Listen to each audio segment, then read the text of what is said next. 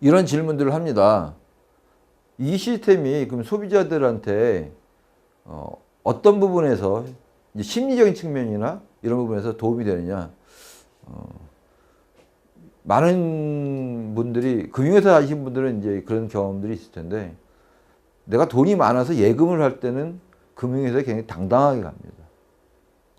그 대면으로 해서 내가 돈이 많음을 자랑하고 싶어 하죠. 대출을 받으시는 분들이 비단 굉장히 돈이 없는 분들만은 아니겠죠. 그럼에도 불구하고 돈을 빌릴 때는 괜히 자신감이 없어집니다. 그래서 그런 경우에 비대면으로 이런 부분을 처리하는 기술은 굉장히 중요한 문제가 됩니다. 그래서 저희가 비대면으로 그런 부분을 해결했다는 게 사실 굉장히 중요한 요소가 되겠고요. 그 다음에 K뱅크나 카카오뱅크와 같은 인터넷 전화은행들이 출연을 한 것이 핀마트하고는 무슨 관계가 있느냐 이런 얘기들을 하십니다.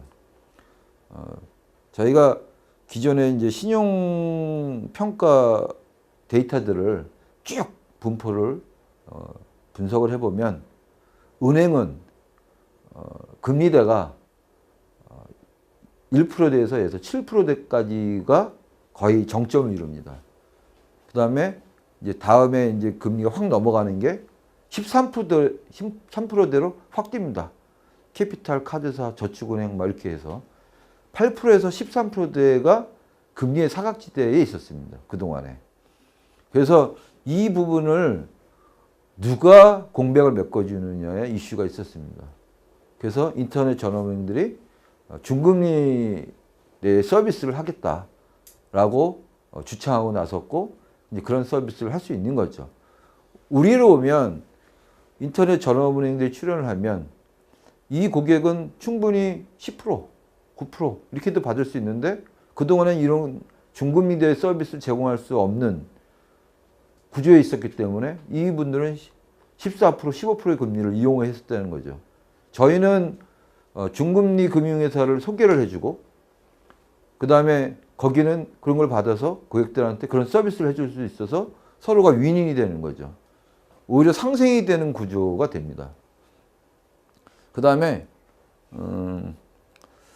최근에 아주 중요한 신용 정책이 바뀐 게 있습니다. 뭐냐면 많이들 알고 계십니다만 은행을 이용을 하다가 캐피탈이나 저축은행을 이용을 하면 갑자기 신용등급이 세네 단계 확 떨어집니다.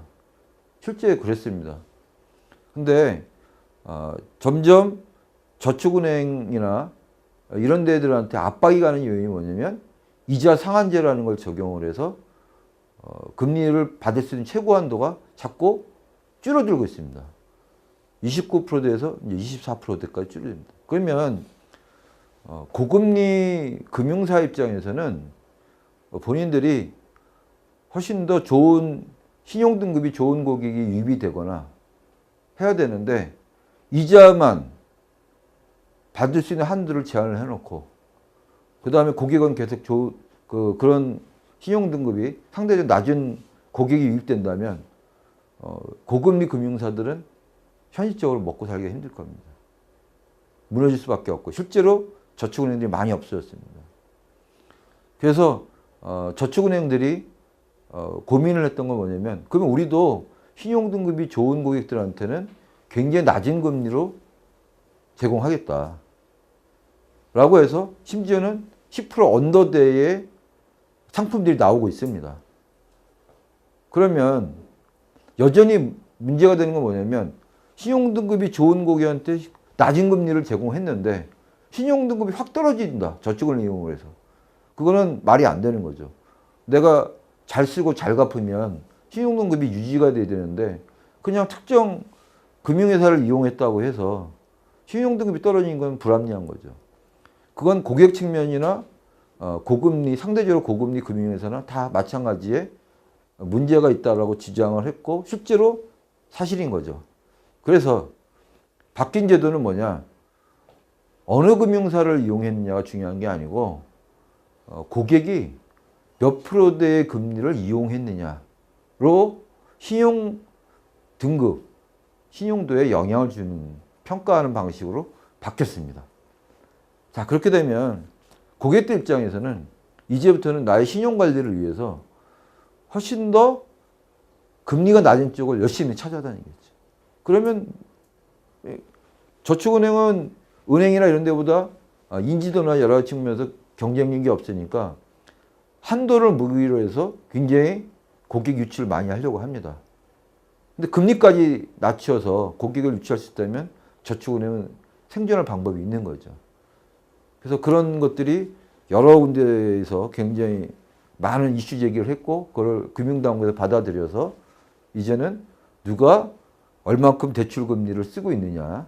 그래서 연평균 금리가 낮은 정도로 그 고객의 신용도는 덜 네거티브한 영향이 가는 구조로 체계가 바뀌었습니다.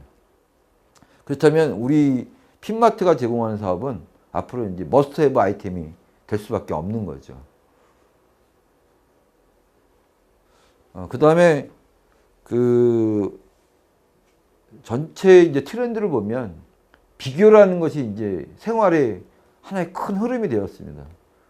쇼핑도 마찬가지고 하다못해 뭐 성형외과 그 가격 사이트도 마찬가지고 뭐 되게 삶의 모든 부분 비교가 되는데 정말 아까 말씀드린 바와 같이 우리나라 국민 경제는 굉장히 너무나 큰 시장이고 큰 영역을 차지하고 있는 그 대출 시장은 여전히 아직까지는 비교 시장이 없었던 거죠. 그걸 이제 저희가 여는 게 되고 그걸로 인해서 금융회사나 고객이 이제 하나의 이게 트리거가 돼가지고 이제 새로운 방향으로 발전할 거라고 이제 저는 생각하고 있습니다. 이런 사이트들이 뭐 해외는 없냐? 있습니다, 당연히. 우리보다 선진국에는 진작 붙어 있었습니다. 이 랜딩트리닷컴이라는 회사가 있습니다. 랜딩클럽이라는 회사는 많이 들어봤는데 랜딩트리는 잘 몰라요. 랜딩클럽은 미국의 P2P 회사 중에 굉장히 제일 잘 나가는 회사고요. 랜딩트리라는 회사는 저희처럼 대출 정보를 비교하는 사이트로 1위 사업자입니다. 여기가 시가총액이 한 1조 5천억 정도 되고요. 나스닥에 상장이 되어 있습니다. 그 다음에 유럽에도 이런 비슷한 회사들이 있고 지금 전 세계적으로 급속도로 퍼지고 있습니다. 베트남에도 심지어는 있습니다.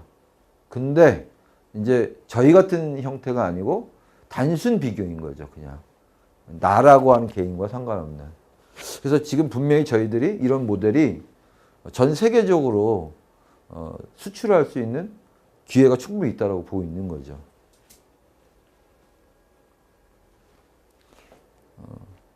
이 사업의 매력은 뭐 여러 가지 있겠습니다만 역시 어마어마하게 큰 시장이고 인류가 태어나서 지금까지 이렇게 존재하는데 수많은 사업들이 나타났다 명멸을 했지만 이 대출이라는 사업은 형태만 조금씩 다를지언정 계속 큰 시장으로 유지가 되고 갈수록 커지고 있는데 비교의 영역은 여전히 아직도 미개척지인 시장이기 때문에 매력이 있다는 거고요. 그 다음에 두 번째의 내용은 뭐냐면 전통적으로 금융 판매 채널이 온라인으로 급속히 전이되고 있습니다. 그 트리거 역할을 한 게 인터넷 전화은행이죠. 자, 인터넷 전화은행이 출현을 하면 기존의 전통적인 금융회사들, 은행들이 고민을 하게 되어 있습니다. 이제 일종의 가격 파기자가 나타났기 때문에 굉장히 많은 인건비와 판매 관리비가 드는 오프라인 거점을 갖고 있는 전통적 은행들은 그걸 결코 따라갈 수밖에 없는 구조가 됩니다. 아니면 철저하게 볼륨 베이스의 그 관계지향적 영업을 해야 되거나 선택을 해야 되는데 결국은 볼륨이 큰 그 빅클라이언트들은 역시 대출을 쓸 때도 훨씬 더 대출 금리는 낮은 데 이용할 거고 예금을 할 때도 훨씬 더 예금 금리를 많이 있는 데를 선택하기 때문에 그런 부분에서는 여전히 장기적인 일반 관리비가 적은 인터넷 전화은행이 유리할 수밖에 없습니다. 그렇다면 전통적 금융사업자들은 오프라인 채널을 조금씩 줄이고 온라인으로 갈 수밖에 없고요. 이 이야기를 왜 말씀을 드리냐면, 자, 그동안에는 이제 고객이 대출을 받으려면 그냥 가까운데 오프라인 거점을 찾아갔다는 거죠. 나랑 거래를 하니까. 근데 이제 거점들이 많이 없어지기 시작합니다. 그러면 당연히 온라인으로 비교를 하면서 유리한 데를 찾아갈 수밖에 없는 거죠. 지금의 시장은 비교의 서비스도 없었고 오프라인 거점이 많았습니다. 근데 이제 오프라인 거점들이 없어지는 거죠. 그럼 당연히 온라인으로 쇼핑을 해야 되는 거고, 온라인으로 쇼핑을 할 때 가장 먼저 하는 게 발전된 게 비교였습니다. 이제 금융에서도 그런 스텝을 밟아나가고 있는 거죠. 첫 단계에 와 있는 겁니다. 그 다음에 이제 낮은 금리를 쓸수록 이제 그만큼 고객한테 신용관리가 유리해진다는 건 말씀드렸고, 그 다음에 이자율 인하에 대해서 이제 교차 판매 조건부로 이자를 더 낮출 수 있는 것도 이제 말씀을 드렸고, 그 다음에 동남아국가에서는 저희 같은 서비스들을 지금 수출할 수 있는 절호의 찬스다라는 것도 말씀드렸고, 높은 이중 업종 간의 접합 용이성이라는 부분은 무슨 의미냐면 순수 신용대출을 제외하고 나머지를 우리는 목적형 대출이라고 합니다. 목적형 대출은 뭐냐면 대출을 받는 이유가 용도가 집을 사거나 자동차를 사거나 내구재를 사거나 이런 특정 물품을 구매하는 조건부로 대출이 발생되는 경우를 얘기합니다. 근데 우리가 뭐 10,000원짜리, 5,000원짜리 살 때는 물건을 살 때는 그런 이슈가 없습니다만 1,000만원짜리, 3,000만원에 살 때는 반드시 아주 돈이 풍부한 사람이 아니면 대출을 끼고 살 수밖에 없습니다. 그런 경우에 그 목적물을 사려고 구매하려고 하는 분한테 고객이 가장 유리한 조건의 대출 조건을 선택해서 한다면 굉장히 그 가장 유리한 조건을 대출을 받아서 그 물건을 살 가능성이 높지만, 그래서 굉장히 고금리 대출과 연결되어 있는 특정 금융사하고 연결되어 있는 서비스 그 대출로만 권유를 하면 이자가 너무 크기 때문에 그 물건 자체도 구매하지 않을 가능성이 높습니다. 따라서 저희 같은 대출 비교는 내가 가장 유리한 선택을 했다고 하는 그런 것이 대출을 받아서 특정 물품을 구매하는 구매력을 뒷받침해 주는 게 되기 때문에 그 물건 자체의 구매 성사율도 향상이 됩니다. 그래서 서로 윈윈이 되는 거죠. 고객도 내가 원하는 물건을 사는데 금융비용을 최저로 해서 물건을 사서 좋고, 그 다음에 물품 판매업자도 자기의 물건을 팔아서 좋고, 서로 3자가 윈윈이 되는 되게 좋은 모델인 거죠. 그런 측면에서 이거는 목적형 사업들이 되게 많은 곳에 얼마든지 접합성이 높은 사업이다. 이런 얘기를 할 수 있는 겁니다. 일례로 저희 제휴된 회사 중에 한 군데는 LPG 만기 차량을 가지고 국가유공자나 장애인들한테 그 중고차를 LPG 중고차를 납품하는 회사가 있습니다.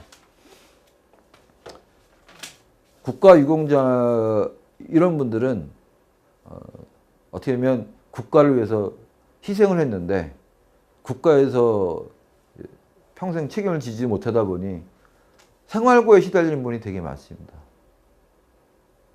그런 분한테 그런 분들은 이제 LPG 만기 차량을 구매하는 이유는 거의 다 생계형입니다.